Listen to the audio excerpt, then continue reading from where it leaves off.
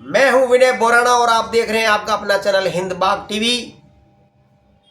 आखिरकार NDA BJP ने बिहार जीत लिया है और विपक्षी खेमा लहूलुहान धरती पर पड़ा करा रहा है। चुनाव से पहले जो माहौल विपक्षियों ने बनाया था, वोट चोर वोट चोर वोट चोर गद्दी छोड़, ये आरोप उसकी हवा निकल गई है। राहुल गांधी की नकारात्मक राजनीति ने भारत में ऐसा माहौल बना दिया है जिसके कारण आम जनता सोचने के लिए मजबूर हो चुकी है कि राहुल गांधी ऐसी सोच क्यों बता रहे हैं, कि ऐसे बयान क्यों दे रहे हैं। उनका कोई काम करने का विजन कुछ नहीं है, सिर्फ नफरत और गुस्सा और नहीं डरते हैं, इस प्रकार की भाषा का उपयोग करते हैं।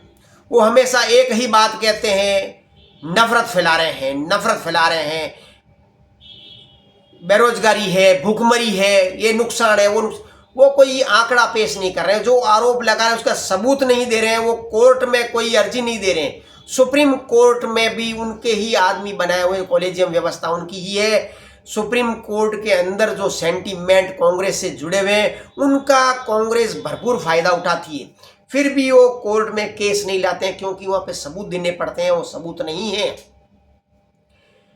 राहुल गांधी की ये नकारात्मक और दुश्मनी भरी बातें ही जनता में ये संदेश पहुंचाती है कि राहुल गांधी आखिरकार कर क्या रहे हैं। वो खुद तो जमानत पर बाहर हैं, कई प्रॉपर्टी के फर्जी केसों, फर्जी कामों के कारण वो जमानत से बाहर हैं, और इंग्लैंड में भी उनका एक केस चल रहा है कि वहां पे राहुल विंची है और इंडिया के अंदर और राहुल गांधी है। जब चोर पकड़ा जाता है तो वो चिल्लाता है, चोर चोर चोर। उसी प्रकार राहुल गांधी की ये राजनीति बता रही है कि चोर चोर चोर, और जनता कोई मूर्ख नहीं है। जनता भारत की बहुत पढ़ी लिखी है और ठहरी हुई सोच है उनकी।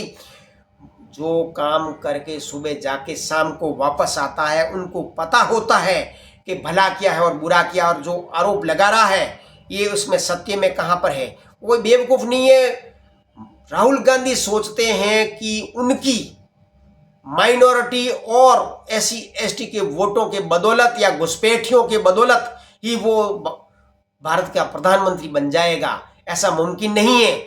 एसआईआर लागू होने के बाद बिहार स्टेट के अंदर 62 लाख फर्जी मतदाताओं को बाहर निकाला गया है और अब ये पूरे भारत में चालू हो चुकी है और उसका 50% काम खत्म हो चुका है, और पता चल जाएगा कितने करोड़ फर्जी मतदाता पूरे भारतवर्ष में हैं। इन लगभग 12-13 करोड़ फर्जी मतदाताओं के कारण कांग्रेस और विपक्षी जीते हैं। विपक्षियों की तो अलग अलग दुकानें हैं, वो अपने पारिवारिक दुकानें ले लेके बैठे, और ये राहुल गांधी एक बड़ा डिस्ट्रीब्यूटर है जो विदेशी दुश्मनों का एजेंडा या लागू करने की उसने एजेंसी डिस्ट्रीब्यूटरशिप ले रखी है, और पूरे भारत में भी छोटी छोटी एजेंसियां दे रखी है। उनको बहलाता, मूर्ख बनाता है और उनसे अपना फायदा लेता है। इसके पास कोई विजन नहीं है। भारत के डेवलपमेंट के बारे में कोई काम करने का कोई तरीका इसके बारे में सोच नहीं है। फालतू की बातें करता है, फालतू के आरोप लगाते हैं। जनता ने नहीं इसको 100 बार हरा दिया, 100 का रिकॉर्ड तोड़ने वाली है। लेकिन आप देखने की बात है कि बीजेपी को अब पावर मिला है, वो बंगाल में पूरी तरह से आएगी। ममता बनर्जी की आखिरी राजनीति है, वो वापस कभी सीएम नहीं बन पाएगी।